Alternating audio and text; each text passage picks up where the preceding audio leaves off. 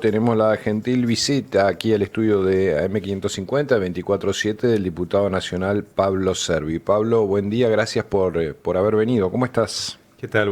Buen día a todo el equipo y a toda la audiencia y muy bien, gracias. ¿Estás agotado? ¿Cuánto tarda uno en recuperarse de una aguerrida sesión?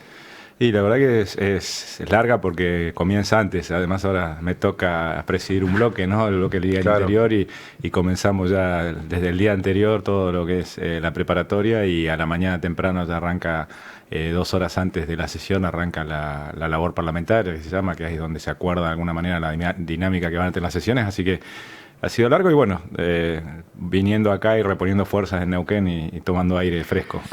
¿Por qué se le dieron tan no pocos, pero menos votos que de costumbre en favor de la Libertad de Avanza o del presidente ayer? Bueno, hubieron entre vetos y proyectos bastantes derrotas para el oficialismo en términos de votos ahí en el Congreso, en la de diputados, ¿no? Sí, bueno, vetos, que estaba solamente el de Bahía Blanca, que no se Sí. trató, que eso quedó pendiente por una cuestión de que no estaba el número también.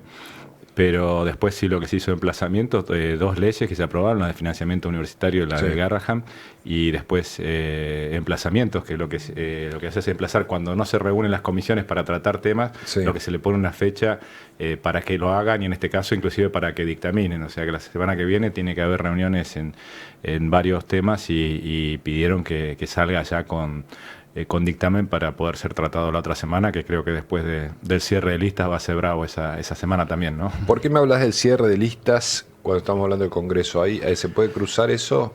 Y por eso, y siguiendo con la pregunta anterior o Sí. hilvanándola con la anterior, entiendo que el número estuvo muy atado a lo que hace a los cierres electorales o a la Bien. especulación electoral y muchos que están pidiendo ya sea lugares en listas o que se acomoden en algunos casos las provincias o los gobernadores. Y después sumado también a esta puja que hay con los gobernadores, que lograron en su momento los 24 gobernadores un documento donde se pide que la nación reparta el impuesto al combustible. Sí. Y por otro lado los ATN, que históricamente los ha manejado la nación, los gobernadores quieren que se distribuyan. Así que una combinación de varios temas electorales y también de los gobernadores que dice quiero la mía, ¿no? Ahí está atravesado todo esto entonces por charlas electorales, entiendo yo, entre la Casa Rosada o los operadores políticos de Milei y los gobernadores para ver si se pueden acordar listas conjuntas, si se pueden hacer algún acuerdo electoral provincias adentro. Si esto fuera así, puede ganar más votos Milei en el Congreso, esa es la cuenta. En principio hay de todo, porque tenés de distintos colores políticos, ¿no? Están los que son opositores, que en ese sentido especulan también con darle un golpe al gobierno casi a nivel de desestabilizarlo, claro, el kirchnerismo está jugado para ese lado. Claro, digamos. quiere darle un golpe a la economía y sobre todo la base de sustento del gobierno, que es el equilibrio fiscal, ¿no? Si uno ve lo que se ha votado, es todo atenta contra, o sea, es mayor gasto para el Estado y directamente atenta contra el equilibrio fiscal, que es lo que viene defendiendo el gobierno nacional. Después tenés los aliados, o lo que era Juntos por el Cambio, que en muchos casos están buscando alianzas y ir en conjunto con el oficialismo, como ya se ha cerrado en Mendoza, Cornejo ya cerró una alianza en la ciudad de Buenos Aires, en Entre Ríos, Esdero en Chaco, y hay algunos otros que están en conversaciones. Y después algunos gobernadores que circunstancialmente son aliados también, que quieren llegar a algún entendimiento. Entonces se mezcla esto en una instancia que se viene una elección muy polarizada, ¿no? Quizás también a los armados provinciales se le complica cuando se polariza entre el kirchnerismo de un lado y del otro lado quienes están a favor de Milei o reivindican el rumbo que tiene el país. Entonces, bueno, todo esto tiñó de alguna manera la sesión pasada. Ahora, Pablo, los aportes por discapacidad mueven la aguja en un país. Sí, las pensiones sí, porque el kirchnerismo las llevó en la gestión del kirchnerismo de 70.000 que había a 1.200.000. Sí. Y esta ley que ha salido con media sanción ahora, que ha salido ya votada y que ha sido vetada por el presidente, lo que hace es prever que 600.000 personas más se puedan sumar a los que cobran pensiones. Realmente el costo es más que importante. Nosotros, particularmente desde la Liga del Interior, el bloque que yo represento, hemos hecho un planteo, porque hay varias cuestiones, por eso el kirchnerismo tiene esa virtud de que te mezcla causas nobles como es los discapacitados, y creo que todos estamos de acuerdo que tienen que ser atendidos y tener la mejor atención, con otras cuestiones como esta de las pensiones, que las cobran aquellos que van a un juicio trucho en una RT y consiguen una discapacidad, con muchos pueblos del norte del país que tienen el 7% de la población cobrando subsidio por discapacidad, mucho más que aquellos países que vivieron una guerra como el este de Europa, por ejemplo, ¿no? Que tienen mutilados, tienen una serie de discapacidades. En su momento se usó políticamente como pensión para distribuir por parte del kirchnerismo. Entonces, todo eso es un costo alto y que se le seguís aumentando realmente sin revisar. Hoy se han dado de baja 110.000, pero hay muchas más que todavía que se saben que son truchas. Cuando se convocó a que vayan a revisión médica, el 60% no fue a revisión. Aquí el subsecretario de Discapacidad, Gustavo Idil, denunció que tanto en la provincia hay más de 200 casos, como a nivel nacional detectaron una maniobra, porque los citaban justamente desde el área de discapacidad de Nación para que se presenten a renovar ese subsidio en domicilios inexistentes. Y luego, como no se presentaban porque el domicilio no existía, pasó en Zapala, pasó aquí en Neuquén Capital, lo que hacían era combinarlos mediante carta documento avisándoles que iba a ser dado de baja el subsidio, que es una maniobra sobre la que iban a presentar una denuncia y que ya se detectó a nivel país, digamos. Sí, sumarle también que, por ejemplo, hay una misma radiografía que presentaron 150 personas de una problema en un hombro, por ejemplo, este tipo de cosas que ahora se está trabajando, y la idea es que se ralee este padrón de quienes cobran. Hay gente fallecida. Claro, pero hablamos de una maniobra que instrumentó el gobierno nacional, que de alguna forma explica por qué cayeron por qué tantas personas no se presentaron, porque fueron citadas en domicilios inexistentes. Lo que dice Vane, me meto en tu pregunta, que Iril dijo, bueno, hay un montón de gente con discapacidad que él creo que fue ANSES, les mandó, vengan a tal dirección, y cuando fueron no había nada, y después entonces los dieron de baja como si no se hubieran presentado. Esto está, digamos, incluso se iba a presentar una denuncia porque hay quienes piensan que es una maniobra directamente para dar de baja a más gente de la que corresponde, ¿no? Por eso, es lo que se tiene que dilucidar, y ha sido cuidadoso el gobierno. Se han dado de baja 110.000. Yo te estoy hablando que hay un número muy, muy importante que se está revisando. Y lo que sí pedimos, si te decías de bloque del interior, que se mejoren las prestaciones. Hay un atraso. Durante lo que va del año no se han ajustado. El año pasado quedaron 17% debajo de la inflación, y con Alberto Fernández habían quedado alrededor de 30% debajo de la inflación. Así que vemos un tema sensible ahí. De hecho, hay un pedido, ha salido en notas periodísticas de la Liga del Interior, el bloque que represento, de que haya una mejora en este sentido, y lo estamos charlando con el Ejecutivo.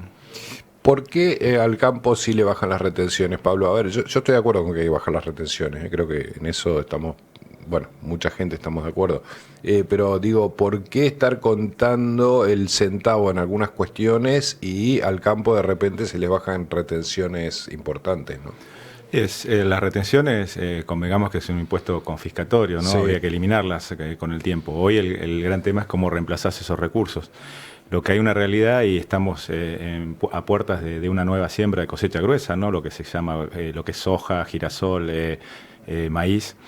Y la verdad que hoy los números no están cerrando. Si vos estás más de 200 kilómetros del puerto, directamente hay zonas que no, o que tienen menores rendimientos, son un poco marginales, directamente no pueden cultivar. Y por otro lado, por ejemplo, tenés a alguien que cultiva soja en Tucumán, sí, pagas cerca de $100 de flete sobre la tonelada, es un 30% se compone de flete, y después termina pagando retenciones, o sea que el flete le salía el 33% más, además de lo que pagaba de flete, le salía el 33% más, porque estaba pagando retenciones sobre el flete que había hecho. Entonces esto genera una inequidad, sobre todo hacia el interior, aquellos que están lejos de los puertos, y entendemos que hay que también modificar en eso el sistema tributario argentino, y de alguna manera que sea más progresivo, que se pague sobre impuestos a las ganancias. En algún momento se había planteado sobre el inmobiliario en función de los rendimientos de las zonas. Creo que es la gran discusión que viene a futuro.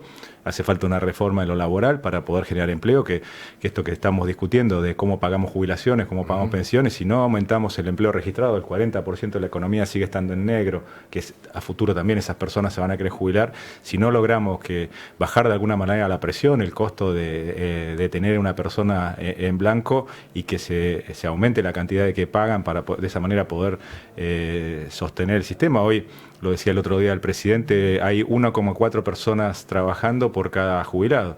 Entonces cada uno de nosotros casi tendría que estar bancando el sueldo de un jubilado. Calculemos si a cada uno de nosotros nos descuentan el equivalente a una jubilación, pongamos la que uno sería o que hiciéramos que tuviera, entonces teníamos que cada uno estar aportando el equivalente a una jubilación en función de cómo está hecho el esquema hoy, porque la verdad que desde Perón, que metió mano a las cajas jubilatorias, después se manotearon las FJP, no es que hay ahorro salvo el Fondo de Garantías Solidarias, que acalza para un rato. Lo que se hace el Estado es cobrar los aportes y contribuciones y pagarle a la gente. Entonces, la cuenta sería fácil. Teníamos que cada uno de nosotros tener a un jubilado y calculemos lo que nos gustaría que ganen. Claro, lo que guste que gane, que nosotros, cada uno de nosotros teníamos que aportar esa cantidad mensualmente, ¿no? Ahora, es posible porque se está manejando con un presupuesto prorrogado de 2023. Las universidades, el Garrahan, están pidiendo aportes porque no se están pudiendo manejar con dinero que ya se sabe. En 2025 la situación es completamente diferente. Le preguntábamos esto también a Osvaldo Giancafilo, el diputado del MPN, que tuvo un voto contrario, en este caso acompañó que exista, que se fondeen, digamos, tanto las universidades como al Garrahan, y bueno, usted no respaldó esa idea, y él decía, esto habilita que también se hagan aportes discrecionales, porque en realidad el gobierno, aunque está trabajando con un presupuesto prorrogado, de alguna forma reconoce que no alcanza y ha entregado algún fondo sacándolo de otro lado, pero no blanquea tampoco ese manejo. Sí, ahí hay varias cosas. Bueno, Garrahan básicamente es un cambio de encuadre de lo que son sobre todo los residentes, que en algún momento eran becarios, después pasaron a una cierta relación de dependencia y a una cuestión de encuadre y de salarios, lo que se está planteando, pero también el Garrahan tiene una gran cantidad, muchos más administrativos que enfermeros o médicos, ¿no? Por ejemplo, se ha generado una estructura también muy grande y el gobierno nacional ha tomado medidas en ese sentido. Lo de universidades termina también queriéndose que el Congreso haga la paritaria, algo que tienen que hacer los gremios junto con los rectores, ¿no? De alguna manera, y ha habido mejoras en las partidas de las universidades, más allá de que no es lo que ellos consideran, pero ha habido mejoras en lo que hace universidades. Ahora yo le preguntaría aquí dentro de la provincia, quizás la provincia no, porque tiene un ajuste inclusive que va por encima del IPC, ¿no? Porque se considera un promedio entre el IPC nacional, el 50%, el otro 50% el aumento de costo de Neuquén, donde tiene una gran componente de la electricidad que continuamente aumenta y de la mano de la provincia, pero si los municipios, donde en muchos casos, si vas a los municipios del interior hay muchos trabajadores que están debajo de la línea de pobreza.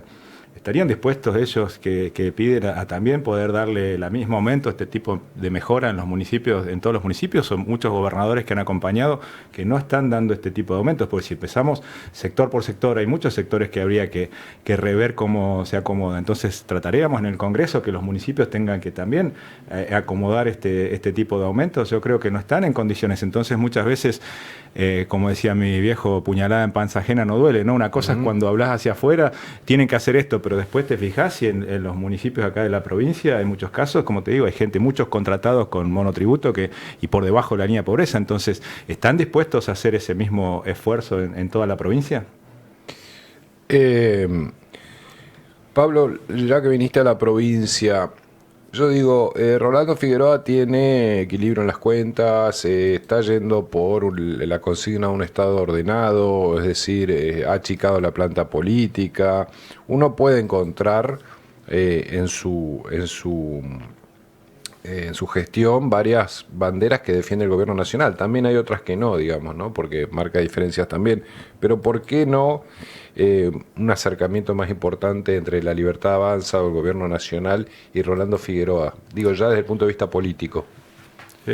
Yo creo que hay si diálogo. Es que compartís el diagnóstico, a lo mejor vos me decís, no, el gobierno de Figueroa. Yo comparto que se han hecho algunos cambios interesantes, pero después lo que no comparto es que en la eficiencia en el gasto público, ¿no? Yo entiendo que ha aumentado fuertemente el gasto público en términos reales. Si vos calculás que Neuquén tenía un presupuesto de 2.400 millones de dólares en el año 2023 y tiene 5.000 millones, 2024, perdón, y tiene 5.000 millones en el 2025, eso ha aumentado fuertemente el presupuesto de la provincia provincia y siguen siendo los gastos corrientes, lo que es sueldos de empleados, el sostenimiento del Estado, el 80% de ese presupuesto. O sea que en términos reales y en dólares ha aumentado fuertemente el gasto del Estado, más allá de que han despedido a algunas personas, inclusive algunos que hace 5 años que no venían a trabajar y que bueno, se han tomado medidas más, yo creo que para los diarios que otra cosa. Creo que Neuquén tiene una gran oportunidad de cumplir la Constitución Nacional, o por un lado el Fondo Transgeneracional o el fondo anticíclico que se había creado, que ellos lo dejaron de aportar. Creo que generar un fondo de ese tipo de reserva, que inclusive desde ahí se podría financiar obras de infraestructura para que tanto necesita nuestra provincia, como también cumplir la Constitución, que dice que las regalías, que hoy son más del 40% de los ingresos de la provincia, tendrían que ir a generar obras de infraestructura o la diversificación de la matriz económica de la provincia. Creo que en ese sentido, si nosotros se hiciera una administración realmente eficiente de los recursos, esto que te decía, hoy estamos yendo por encima inclusive de cómo vienen los ingresos de la provincia, que serían más ligados al IPC. Hoy vas con la incidencia que tiene la actividad hidrocarburífera en Neuquén, vas por encima de eso, y realmente eso se hace insostenible, y en la medida que siga creciendo va a seguir creciendo el gasto público proporcionalmente a los ingresos, que van creciendo muy rápidamente. Y de ahí yo creo que muchas veces se habla de lo que se hace en la provincia, pero creo que si hay una provincia beneficiada por las políticas de Javier Milei es Neuquén. Yo creo que es la más beneficiada de todas. ¿Por qué? Primero por el cambio de paradigma y que nos vean de otra manera en el exterior. Y empezando por el decreto 7023, que genera un cambio en la forma de que se comercializa la energía o que se paga a Neuquén, los recursos que Neuquén tiene. Después la ley bases y el RIGI. La ley bases cambió el paradigma. El paradigma antes era de autoabastecimiento. Tenía cualquier refinería, podía parar una exportación de petróleo. Hoy, gracias a la ley bases, podés exportar en firme y tener contratos, lo que ha permitido que crezcan y se estén generando inversiones muy grandes. Y por el otro lado, el gas, históricamente, con el kirchnerismo llegaron a pagar 1,50 el millón de BTU, después hubo limitaciones. Hoy también podés generar contratos en firme para exportar gas, y además sumarle a eso el RIGI, que gracias a eso están financiando obras de infraestructura que van a ser claves para el desarrollo de Neuquén, como es el oleoducto Vaca Muerta Sur, que es una de las obras que en marcha de mayor inversión, que hace muchísimos años que no se veía en Argentina una obra de ese tipo. Se está hablando, esta semana anunció Pan American en conjunto con otras empresas el segundo buque de licuefacción que va a ir al sur de las grutas, con una inversión de 15.000 millones de dólares y un nuevo gasoducto. Eso es gracias al RIGI, ¿no?, que está dentro de la ley bases. Es este fomento a las inversiones que da previsibilidad, continuidad. Entonces, realmente vemos que gracias a los cambios y a la política de Javier Milei, Neuquén ha sido, yo te diría, la provincia más beneficiada. ¿Va a ser candidato de La Libertad Avanza? Estamos conversando con La Libertad Avanza para trabajar en conjunto en esto, en fortalecer y reforzar lo que se viene haciendo desde el Gobierno Nacional y que venimos trabajando desde el Congreso. Creo que es importante la segunda fase, hay que trabajar en una mejora, decía, una reforma laboral, hay que trabajar en una reforma tributaria que quite la pata de encima que el que produce, que genere empleo. Así que en ese sentido estamos en conversaciones y veremos qué pasa en estos días. Cuando conversan, ¿le ofrecen una diputación? No, todavía no se habla de cargos. En principio lo que estamos hablando es justamente de la idea y de qué es lo que queremos hacer, ¿no? Después no se ha hablado todavía de cargos concretos, pero básicamente sí que tenemos que trabajar en conjunto para lo que viene. ¿Se desafiliaría de la Unión Cívica Radical?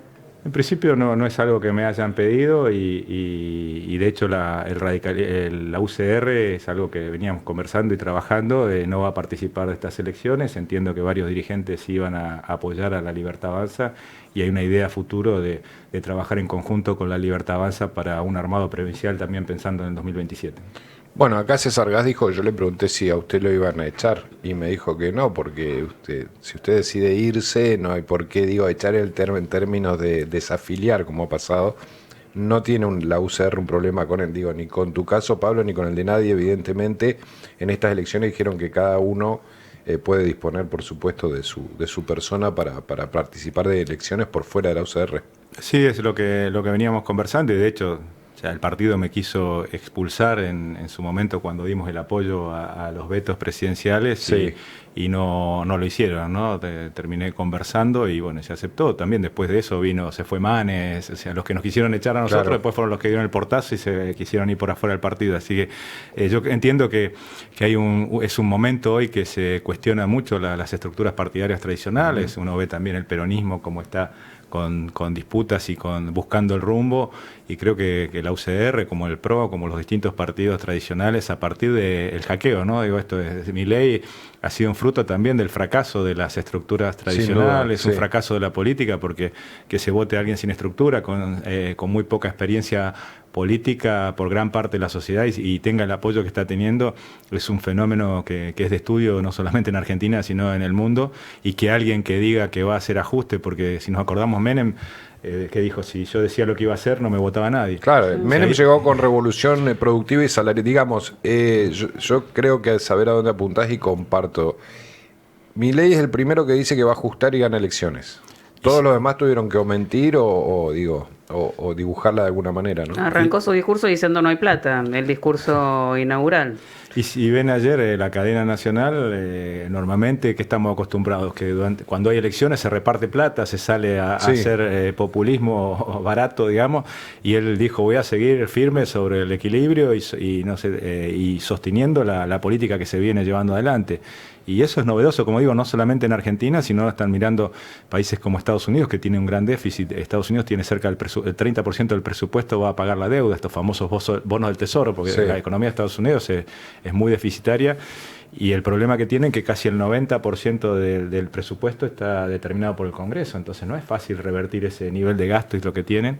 Europa está con un serio problema también de desarrollo. Entonces hoy están mirando, como digo, no solamente nos sorprende acá a Argentina, sino en el exterior el fenómeno Milei, y que alguien que justamente diga que va a hacer ajustes, que va a tener una economía ordenada, que pida que tengamos paciencia, ¿no? Yo lo pongo como ejemplo a los inmigrantes. Mi abuelo fundó la empresa cuando tenía más de 60 años y todos decían, pero si no es para vos, es para la próxima generación. Y bueno, yo lo hago pensando en los que vienen. Esto de que hay que hacer un esfuerzo pensando en los que vienen, si logramos consolidar un proceso de cambio, logramos el equilibrio fiscal, logramos que las cuentas anden. Argentina es un país que tiene un potencial espectacular. Pero bueno, si logramos aguantar los embates del kirchnerismo que quiere destituirlo porque ve que si le va bien a Milei se afirma y se queda hasta el 2031, a los del medio que muchas veces por especulación, si no me da lo que yo quiero, estoy dispuesto a lo que vimos el otro día en el Congreso, ¿no? Si no me da el cargo que yo quiero, el lugar que yo quiero, estoy dispuesto a que no importa lo que pasa con el país, pero yo me siento y te hago daño. Entonces, esas cosas, si logramos aguantar estos embates, creo que viene una época virtuosa para Argentina. Con respecto a lo que dijo Milei en la cadena oficial en la cadena de ayer, que piensa penalizar a los diputados que voten para generar gastos donde no especifiquen cuál sería la fuente de dinero, digamos, la fuente de financiamiento. ¿Considera que esto es viable, que se puede hacer?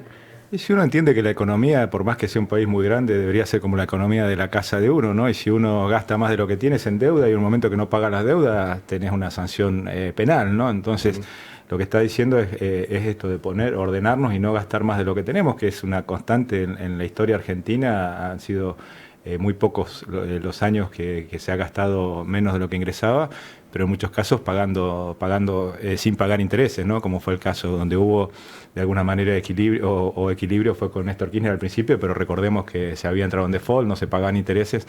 Hoy, pagando los intereses de la deuda y así todo, tener superávit, creo que no se había dado en otra época de la historia argentina. Y esto, como digo, es como la economía de la casa de uno. Si gastás más de lo que tenés, te endeudás, pagas con la tarjeta de crédito, pero llega un momento que no puedes pagar, y si no pagás, después te viene el reclamo judicial, ¿no? Entonces creo que... Pero penalizarlo con la división de poderes, Servi.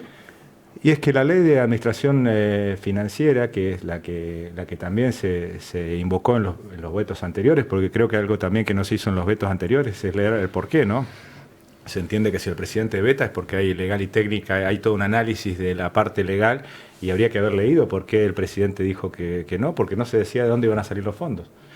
En el caso de jubilaciones, porque se juntaron, es un Frankenstein eso que hicieron, el proyecto de Unión por la Patria, que le pusieron cosas de Mazot y compañía. No había escuchado eso. Y entre medio quedó que, por ejemplo, para financiar, lo que no alcanza para nada casi, pero terminan destruyendo un sistema que financia las pymes, como es el sistema de sociedades garantías recíprocas, que son fondos que aportan las empresas para poder financiar a aquellas pymes que no tienen capacidad de crédito, no tienen, por ejemplo, una petrolera acá nueva, que tenga un contrato con YPF para 5 años, va al banco y le dice, bueno, no tenés ningún bien tangible para darme de garantía. Entonces la sociedad de garantías recíprocas lo que hace es darle, a riesgo de ellos, darle una garantía para que saque un crédito. Y esto es lo que es justamente financiar a las pymes, a lo que necesitamos, que generemos empleo registrado, donde hace 14 años que en Argentina no se genera empleo privado. Lo que han crecido es el empleo público y han crecido la cantidad de planes sociales, pero empleo privado hace 14 años que en Argentina no crece, y lo que necesitamos justamente, además de aumentar las jubilaciones, que es una erogación muy fuerte, aumentar además generar una moratoria donde vas a generar nuevos jubilados que no aportaron, o sea, cada joven que está trabajando va a tener esto que te decía, va a tener que bancar a un jubilado. Tenés esta cuestión de que estás destruyendo una herramienta para financiar y para que las pymes generen empleo. Una de cada 3 pymes se utiliza ese mecanismo para financiarse, y con esto lo estarían destruyendo. Me quedan 2 a mí breves, Pablo, porque estamos ya sobre la hora. Pero rutas, digo, ¿qué va a hacer el gobierno nacional o qué pensás vos que habría que hacer? Porque yo entiendo el criterio de decir no gastamos más en obra pública, vamos al equilibrio fiscal, pero alguien tiene que hacerse cargo de eso. ¿Quién? ¿La provincia? ¿Los privados? ¿Cómo se avanza en eso? De hecho, Milei anunciaba un sistema privado a la chilena, me acuerdo, que bueno, no se termina viendo, por lo menos hasta ahora, ¿no? Eso están trabajando, entiendo que hay alrededor de 6.000 kilómetros de rutas que serían concesionables, porque también tiene que haber un cierto flujo de tránsito para que sea viable. Pero después también tenés las rutas provinciales, particularmente las principales de Vaca Muerta son la ruta 7 dentro de la provincia de Neuquén, ¿no? La ruta 7, la 51, la 67 que son provinciales, después tenés la 7 que va que ahora YPF estaría financiando el asfalto y sería una gran cosa, pero van a un ritmo que los pasa por arriba la necesidad de Vaca Muerta y el desarrollo que está hablando. Con el Vaca Muerta Sur, los proyectos de GNL, estamos hablando que hay que casi duplicar lo que tiene Vaca Muerta actualmente en 5 años o 6, ¿no? Lo que se hizo en 13 años hay que hacerlo en 5 y a un ritmo muchísimo más rápido. Entonces necesitamos que las rutas, por eso la provincia también, esto que decía yo, si lograra una administración eficiente, lograría fondos propios, o si no, financiarse, pero también lo que necesitamos es que las empresas que construyen lo hagan en tiempo y forma, ¿no? Porque vemos como la ruta Traful, por ejemplo, ya tendría que estar terminada, según los pliegos de licitación, y todavía le faltan 3-4 años, creo, el ritmo que van, ¿no? Hay otras cuestiones, la circunvalación de Villa La Angostura está parada por una pseudo comunidad mapuche que está recuperando ahí, la provincia no resuelve eso, entonces no se puede terminar, que esa es sí una de las obras que se quedó Nación, así como la terminación de la Ruta 22, pero muchas obras fueron transferidas a la provincia, básicamente a pedido de la provincia, y lo que, bueno, evidentemente hay un tema ahí también de financiamiento, pero también de ejecución que creo que hay que terminar de resolver, y creo que ahí tiene que estar esto que decías, el diálogo entre la provincia y la nación, la buena sintonía, y que le encontremos la vuelta entre todos, pero es un problema serio y que no solamente para Vaca Muerta, sino para cualquier actividad productiva, sobre todo el interior que estamos lejos, los fletes y las rutas hacen a la competitividad y que podamos salir. Bueno, me quedaba una, se la hago muy breve porque me van a matar en el equipo de trabajo. El instituto, ¿es verdad que quisieron nacionalizar el instituto? No, lo que hubo un planteo en el caso de cuando se trató justamente la ley previsional, había un dictamen, ni siquiera un proyecto de ley, era un dictamen que planteaba una revisión integral del sistema previsional, y entre eso también que se revisaran las cajas provinciales, pero entendiendo que es un país federal, cualquier cosa que se quiera hacer o se vaya a hacer tiene que ser con el consenso y aceptación de las provincias.